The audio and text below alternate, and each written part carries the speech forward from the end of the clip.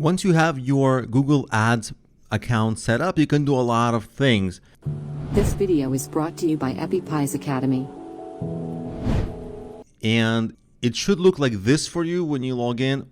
If it doesn't, sometimes Google changes it, doesn't matter. The layout can change. The main features have stayed the same for a very long time. You can click here on top, Tools, and you see they give you very few tools. You want to switch to expert mode, so you want to switch there, and you see a lot more in your account immediately.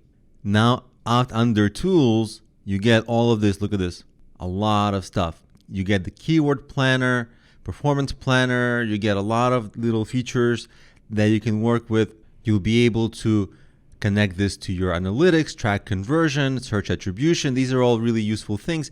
But in this video, I really just wanted to get you to keep on making progress and learning the Google Ads system one feature at a time. So now that we've entered expert mode, in the next video, we're going to start creating some campaigns.